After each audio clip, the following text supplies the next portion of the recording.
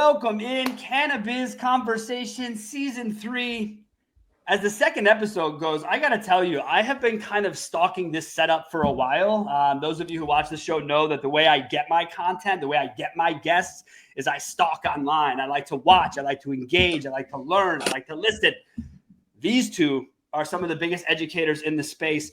And to me, it feels a lot more official, to have a nurse and a doctor. I mean, this is the way that we should have an episode. It's also the first time that this show has ever had multiple guests. So I'm excited to see what the hell comes of that. Megan, Dr. Cody, thank you for joining me today. How are you? Great. I'm excited to be here. Fantastic. And thanks for Megan for making this happen.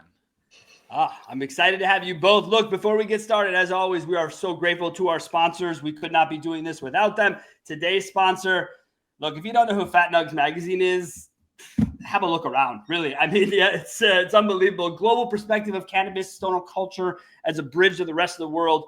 We always carry the magazines here on the show. If you're a dispensary or a plant-touching business who has consumerism connected, you too should be involved with that crew. Finally, right now, it's very important. Fat Nugs Magazine, Beer Brothers, Freedom Grow, and Jailed for Weed are working on the upcoming Prisoners edition of that episode.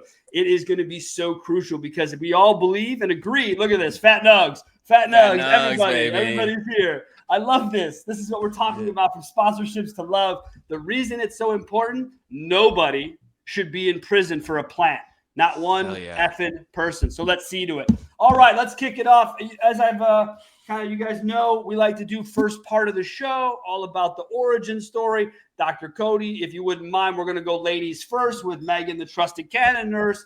Megan, where does the cannabis origin story begin for you? I feel like my story is pretty underwhelming compared to a lot of stories. I was a hospice nurse working at the bedside, and I had a patient who was having seizures. She was on 5 or 6 different seizure medications and was not responding to them and was still having seizures.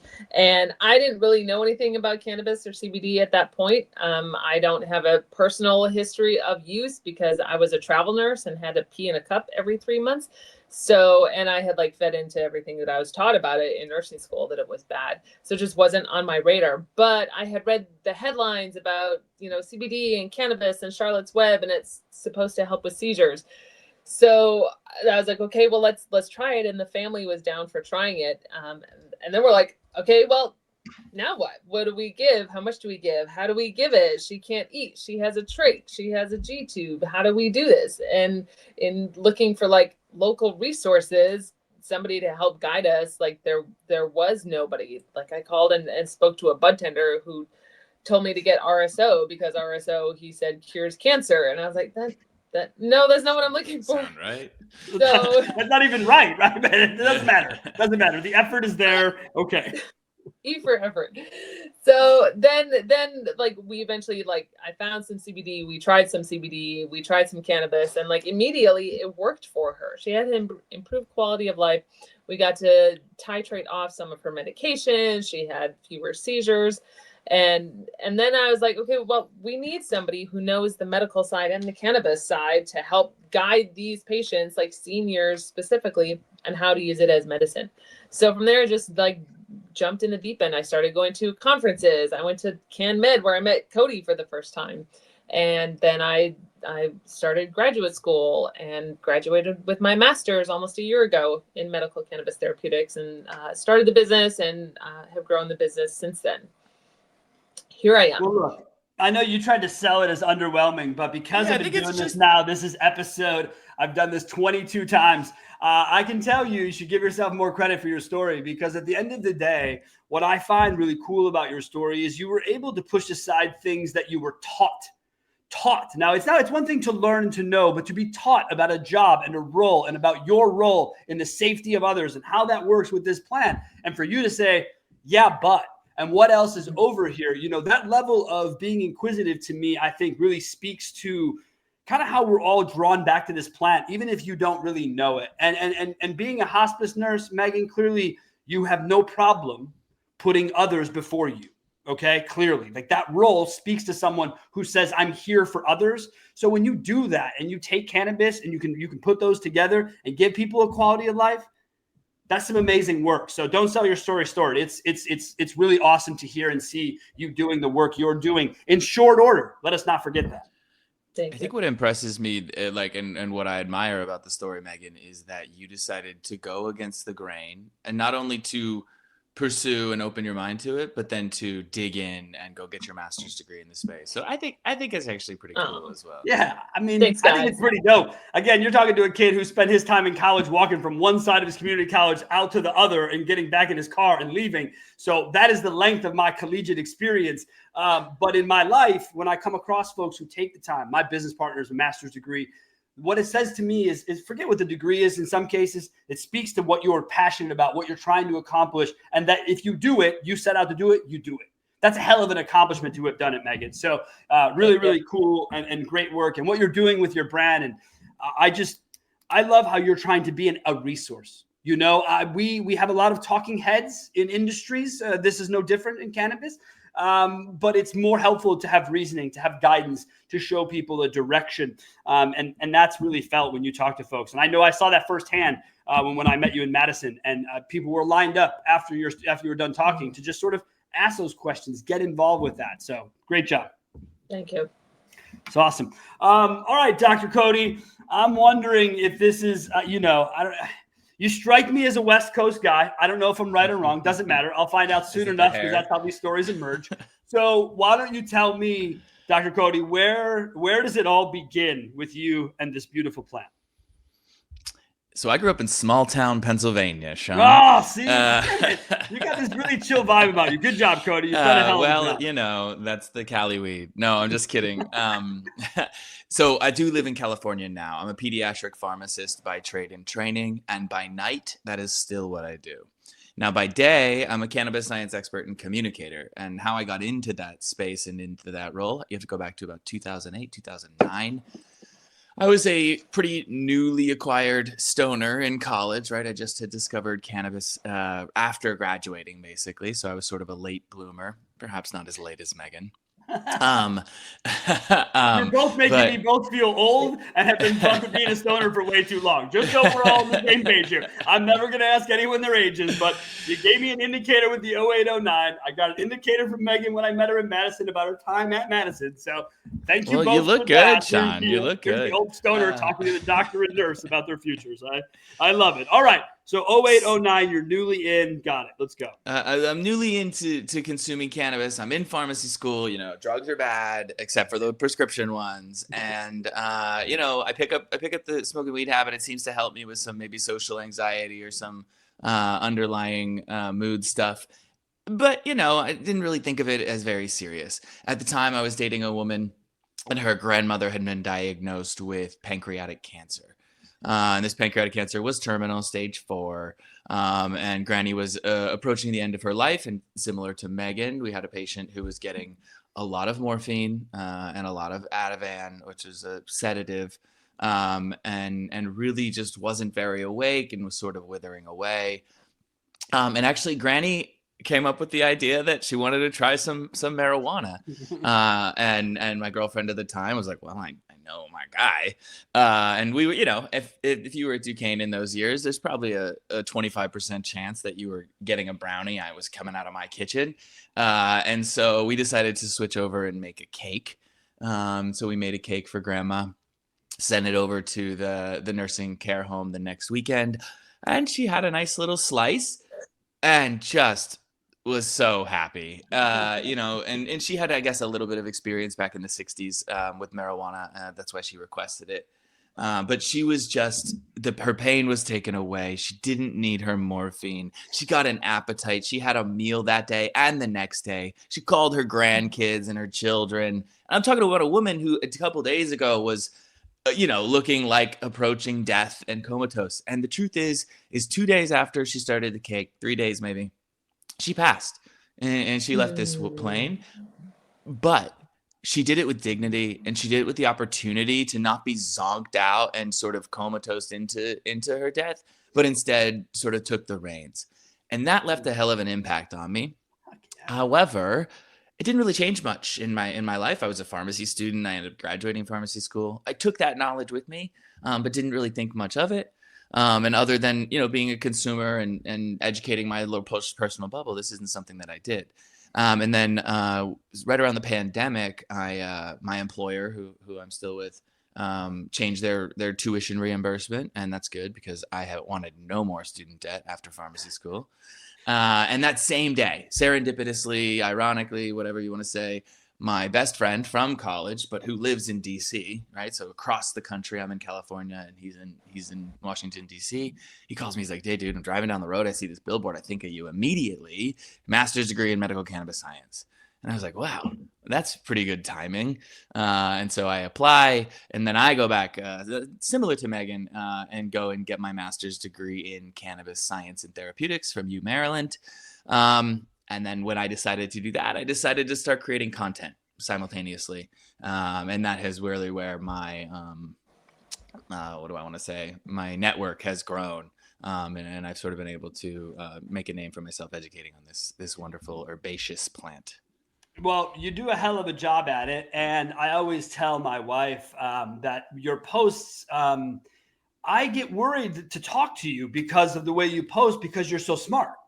And because you go so science, you see, as already outlined, I'm an old stoner. So I just, I use it for migraines. That's how I found the plant as most useful to me. I was on like a bunch of migraine medication. So I ended up getting off of all that. I was in the University of Chicago downtown at a neurology deal where they were I was a lab rat for almost an entire day, being hooked up, having induced migraines. Like this is a terrible fucking approach as far as I was concerned. And at the end of it, they found this spot on my brain that no one could explain. It's not a birthmark. It's not a this. I mean, in 3 hours, I think I had cancer. I had a tumor. I mean, it was a wild ride. It ended up being a birthmark on my brain or some nonsense. Doesn't matter. The point is, as I sat there at 18 years old and said, hey, look, guys, honestly, can we just put this all aside? Cannabis is the only way that this is like making sense. This medication you guys are giving me is killing my stomach. The stomach medication you give me is killing my head. But if I just stick to this thing, it works out. And Cody, Megan, they looked at me and it was if I had said something, against the Lord himself, and they were all devout. And it was crazy how they were like, yeah, you better not continue with that. And it's like, wait a second, this is the only thing that works. Yeah. So you guys talking about end of life and that stuff, when else can we be more compassionate? I say this a lot, and I know it's going to sound brash, but if we could treat people's end of life the way we treat animals' end of life, fuck, we'd all be a lot better off, man. I'll tell you what, the respect and care that comes with that decision as a pet owner, I don't have kids. Those are the decisions that I've made. That's how I found CBD to work for that position. My oldest dog got cancer, and I was like, all right, well, I got to help him get better, or whatever. And so I would never put my animal through chemo again. That was one of the most selfish decisions I've ever made in my life. But I had no choice. I'd had him for 14 years. And I'd walked into a vet, and it was like, you either walk out without your dog or you do this. I'm like, well, fuck it, double down and do it. Do anything. Right. Anything. But I would do it again in a heartbeat for that particular dog and individual because we went through it together. But I watched him eat. I watched him want to get up, go out, have fun, live his life. And I think they gave me 90 days. I think I got like 130, and I credit the extra 40 with a plant for my dog. And again, you guys are talking about using it for humans. And I'm like, fuck, this should be easy. So Megan, let me ask you this. From your position, when it comes to the decision of patients, shouldn't the weight of a decision of a patient be as heavy as what maybe the medical direction might be? Do you know what I'm asking you there? Like, how much influence of what people actually want goes into their care from what you see in your position? Like influence, you mean like pharmaceuticals versus plant medicine? Like how if they're like, hey, I don't want to do the pharmaceuticals. I'd rather go this aisle. I'd rather go something more holistic. How do those two really fight in your space? Let's just call it the holistic versus the, book approach to someone's medical care. Well, two different perspectives. One was working at the bedside. When I was working in that position, they would say they don't want to do morphine. They don't want to do, the Ativan or the other medications. They want to do something more holistic. And like what I was taught as a nurse was like the holistic, the alternative therapies are all bullshit. Like the only real medicine is a pharmaceutical. So therefore that's the only one that's going to work.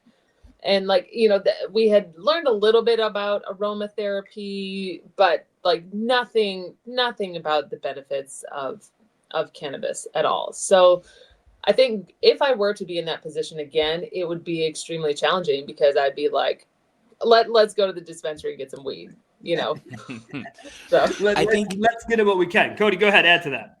Look, so I'm still in the hospital to this day, and there is this challenge where the interventions that people come in may or may not be supported. Those don't fall in line with hospital policy. They don't fall in line with many of the ethos of the providers, although some of them, right? There's certainly some providers who fall way more in line with what you're saying, Sean, is, hey, whatever the patient's looking to try and do, we want to support them. This is their life. It's their body. And that's patient autonomy. It's one of our patients' rights. And it's critically important. One thing that I get so frustrated with is this idea that pharmaceuticals are the sort of the only option. I think it disregards patient experiences. Those are all proven through placebo-controlled, randomized, double-blind trials. And that's great. That proves that this substance, whatever it might be, it is what's having the effect. But the reality is, in the real world, we don't have placebo blinded. We're really taking the medicine in front of us. And if I can give someone a cannabis medicine and they can know that it's cannabis medicine, and after taking it, they feel better, then I believe that's of a net benefit. And that mindset isn't novel, but it's this idea that this burden of proof is so great that plant medicine has never been able to achieve it. It's sort of relegated to, magic, or it's relegated to the not proven stuff. And look, I don't think that. Look, if you look at the literature, Sean, it says cannabis is not recommended at the end of life. Right? Like if you look at the big data, if you look at the biggest orgs who are looking at end of life care, they say there's not enough evidence to recommend it. But if you talk to a person like Megan, like me, like numerous other people I can think of, they say that cannabis changed their life, saved their life, helped them get through something, and help someone die with dignity. The experiences are countless. And to say, oh, that's just the placebo. Well, then I'll live in my placebo bubble then, because if it works, Cody, for your point, like this isn't a double blind test. This is life. This is what really goes on. This is how people are really feeling from something, and that has to be worth something along the way. And Megan, when I met you and saw your speech in Madison, one of the things that you had mentioned was basically like, look, we don't know shit about this plant. We haven't had any chance to study it. There's nothing around being able to get into it. What we do know about it, we already know it's impressive. We already know there's more to it, but we don't know the surface of what's going on with this thing. When you look to that part of it, Megan, is that really for you kind of the next push to see, hey, how do we get more research? How can we get more specific in being a resource to help people? Yeah, I mean, we always obviously need more research. I think that in my opinion, and I would love to hear Cody's opinion on this, I think we need to change the gold standard of the research model that is modeled after single molecule pharmaceuticals, that the randomized, double-blind, placebo-controlled crossover trial is the gold standard of research, but that does not reflect what's happening in the real world. When we ran our suppository study, we had a pseudo control, right? It was the same people with the suppositories and without the suppositories. And then before and after. Yeah, before and after. And they what was I going to say? I just lost my train. You edit this, right? Yeah, you wish. No way. You're going to roll out just the way it is. Sorry, I thought I made that clear. Doesn't matter. Doesn't matter, Megan. You were talking about the gold standard. So that's where we were gold talking standard about the gold research. And people are criticizing it that they were using other pain interventions with the suppositories too. And it's but that's what people are doing. People are taking Tylenol and Motrin and using an ice pack at the same time in real life. We're using these as tools among many other tools. And I would love to see research that more so that reflects what's happening in the real world. You're absolutely right about the prescription stacking. Do you know what I'm saying? Or non-prescription stacking, of medication stacking in general. My wife, before she had her hysterectomy 15 years ago at the ripe age of 28 years old, she was dealing with endometriosis and all the stuff that comes with it, Megan. And you hear the stories and you know it. And so when I met her, she was like, "Look, I can't have kids." She's like, "So you feel free to run away." I'm like, "I'm going to run away with you to Vegas because I don't want them." So this is really cool for me because at the end of the day, she was there, but I didn't realize the pain, guys, right? There's a ton of pain that comes with that. And the only thing she could find was cannabis. Besides all these other medication, the shots and all this other stuff, is the first thing she asked for post-hysterectomy was some cannabis. And the hospital, we're in Colorado, and the hospital was like, no, she can't. She can't get that. And so she had me bust her out of the hospital a day early because she's like, "Look, I'm not going to stay here another day if I can't get what I want. Like, I'm making this call for me. I'm leaving here. We're doing it." Cody, where do you stand on the research side of things as far as, along Megan's line there of kind of raising the standard?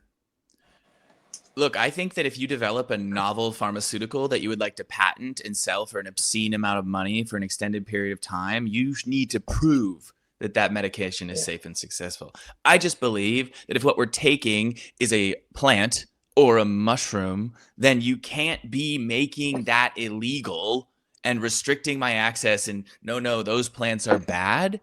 And I think if we got to there, I'd be much happier. I do believe that these gold standard, these highly rigorous trials are very important when we're looking at drugs that have no proven safety record, that are not available in nature, that can be patented. I just don't think it should be the gold standard that's applied to something that isn't that. Cannabis isn't that. Cannabis has 10, 12, 20, 50 bioactive ingredients. And so, we're going to get a lot more variability, but the world is variable. Every single person is an N of one. We have our own history, our own experience, our own baseline, our own endocannabinoid system, our own set of medications.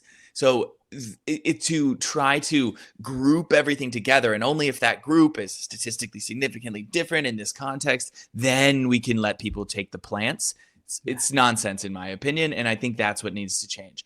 I want to point out though that the world is not clear. Like when you get to the real world, it's not as simple as this person took a placebo, this person took something. We're all taking multiple medications. I just pulled up my post because I made a quote.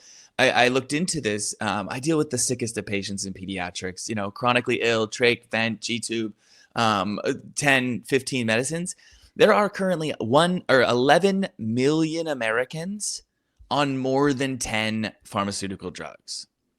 Like, that's the current state right now, is we stack a medicine. When it causes a side effect, we add another medicine. When the next problem arises because we haven't gotten to the core of it, it's sort of the next medicine. And it really is a snowball effect. I think using and considering cannabis in that context, no one has ever actually chased that down. If I use cannabis, can I come off of prescription medications?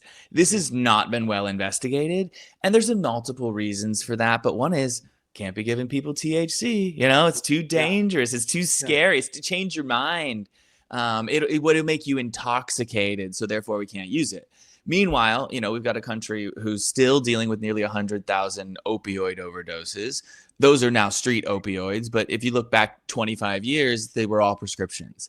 And it wasn't, not as many people were dying, but a lot were. And so it's not like pharmaceuticals are without issue or without cause or alarm. And it's just really, I think, sad that they've been able to weave this narrative that cannabis must be relegated to this same level of evidence, and that it is more dangerous. Because it's just not the case. Is there side effects? Hell yeah, there are side effects. Sure, but that's what I don't like about it. You said something about the burden of proof, right? And when you talked about medications or pharmaceuticals, it sounded like the idea was, well, you said they should be held to a standard of, do they work? But it sounds like they get approved on the fact that they don't kill someone, right? It doesn't necessarily mean that what you're doing works because you've been approved. It just means it's not lethal or dangerous to people. That's how I take it. It's both. It is both. Safe and effective is the aim of these studies. So it does show that it's effective. But then the question is what is a meaningful impact, right? And that's what the FDA has faced criticism recently for, and a lot of these drugs being approved for orphan conditions that we don't have good treatments for. They'll go ahead and approve an antibody to treat Alzheimer's disease. And that antibody does reduce a clinical indicator, how many plaques are in our brain. But when they looked at the big data and they're like, how long does it help people live and how does it improve their life? It was very marginal. Now, flip that idea and let's go to PTSD, where ecstasy, MDMA, was being looked at this year, and it was found to be effective. And the criticism that prevented ecstasy from being approved was, oh, we didn't blind good enough. Functional unblinding was the primary criticism. And what that means, Sean, is it means when people took the ecstasy, they knew they got the ecstasy. Okay. And because they knew they got the ecstasy, they couldn't be blind to the effects. Therefore, the results, their benefit that they said was tremendous. Oh, well, that wasn't blinded. So that's placebo. Because they're too clear. Because they're too clear about what happened to them. You can't know what helped you, right? Like that's the idea, is like you can't know that medicine helped you. Otherwise, you don't know that it was the medicine. And look, again, that's not the real world, right? In the real world, we have something called informed consent. You have to know. The ethical thing is you must know. And then on the research trial, we say you can't know. Look, there is a role for placebo. There is a role for blinding. But this idea that is what makes evidence, I think is what needs to start to be changed. And I just want to finish with the FDA sees this too. They're rolling out numerous real world data collection tools. They're trying to look bigger. This idea of placebo-controlled randomized double blind goes back, damn near 100 years. And so it'll take some time to change. Damn, Cody. That's what I'm talking about. This is like I was just living in your LinkedIn page for a second, man. That was really, really awesome. And you get me fired up because at the end of the day, I think people should have better control of that. And you talk about being informed and going through that, people being able to use the plan. When people use that sort of, I call it a randomized or, a randomized suggestion where people are just like, yeah, you can't know about this. Like, but you could over here, we can do that, right? So you're being very, you're using it to your narrative. Like you say, you're moving it over here where, yeah, we can talk about it. But if it goes over here, no, that doesn't qualify now. So that double blind doesn't work. That's sad because I think when people know they have something and they know it's working, isn't that a good thing? Isn't it great to study their quality of life to see how they change their way? Megan, your eyes opened as wide as mine did. Go ahead and add your thoughts to that. I mean, I was just, when he went with the MDMA trial, like all of the issues with and reasons why they didn't approve it. It's just wild when you go in and see that. It's like so many, like, we know when we take ecstasy and Molly, right? Like that's part of why it works. You feel it. We know we do it. Yeah. I know when I ate mushrooms, like I know it, like I'm here for it. That's why I did it. Like what I'm doing here. And as long as you knew that you were doing it, right? Who's someone to say that when you come out of that mushroom experience and you say, holy shit, I'm healed, right? Let's say whatever your ailment was, like you didn't even go into it being, and you come out. Oh, no, you're not. That's actually just the placebo. That's the mushrooms lying to you. You're not actually healed. But I'm not in pain. Oh, no. Sorry, dude. That's not possible. Cody, I would be broken. Like I had the classic story of fighting peyote with some friends in the desert of Arizona before the age of 20. And I dealt with over 8 hours of time. I dealt with childhood trauma that was so fucked up, that was so deep that I came out of it. And if someone would have told me what I just did was fake or what I just did didn't matter, I'd have been shattered because I was able to transform my life in that moment of, were we just going to be that guy who was going to be negative and let this eat away at us and let us be that person? Or are we going to come out of this and be a fucking human who wants to live on this earth and do the best they can to make people better at what they do? That was at 19 years old. And I could not have heard that, Cody. I could not have heard that. It would have probably ruined my life and led me down the complete opposite path of my life. And those are powerful medicines. Ecstasy, peyote, a lot of plant medicines, any psychedelic, they're really powerful. So it's extremely challenging to blind or to give someone a placebo when the medicine that you're giving them is so overwhelming. This is a problem in cannabis too, and it's a criticism often that, well, people know that they're consuming cannabis, therefore the benefits that they say they have less pain, whatever, that's actually not really happening. It's mostly just that the cannabis is making them think that they're feeling better, which again, I think is an absurd approach to humans. And look, I was telling Megan, I'm on a rant about this right now, but I just listened to this amazing, I listened to, it's called Unexplainable. It's done by Vox. It's a podcast. I got a long commute to work. And so one of the things they were talking about was actually the effect of placebo in an open label trial. So the idea here, Sean, was that we would take a sugar pill and give it to someone and say, hey, this is sugar. Take it. See if it helps.